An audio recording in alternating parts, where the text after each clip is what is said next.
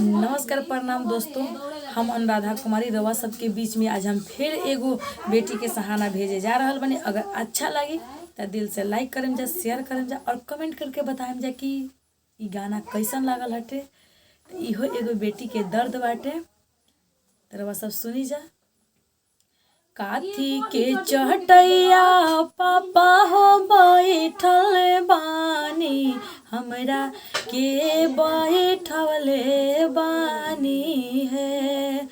काथी के चहटैया पापा हो बैठल बानी, हमरा के बैठवले बानी है।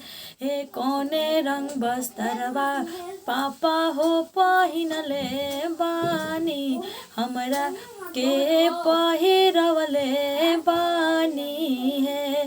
हे कौने रंग बस्तरवा पापा हो पहिनले बानी, हमरा के पहिनवले बानी है।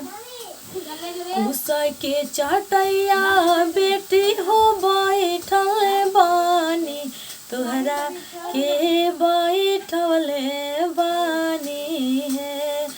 कुसा के चटैया बेटी हो बैठल बानी, तोहरा के बैठवले बानी है। ए पियरे रंग बस्तरवा बेटी हो पहिनले बानी, तोहरा के पहिरवले बानी है। हे पियरे रंग बस्तरवा बेटी हो पहिरले बानी, तोहरा के पहिरवले बानी है।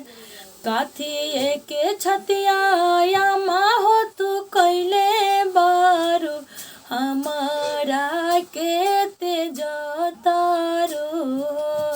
ले कथी के छतिया पापा हो बनवले बानी, हमके दूर भेजतानी है। पत्थर के छतिया बेटी हो तू कैले बानी, तोहरा के तेजतानी हो। ए पत्थर के छतिया बेटी हो हम कैले बानी, तोहके दूर भेजतानी हो। ए तू ही तो हऊ बेटी पाहुना तो एही लागी तेजतानी हो।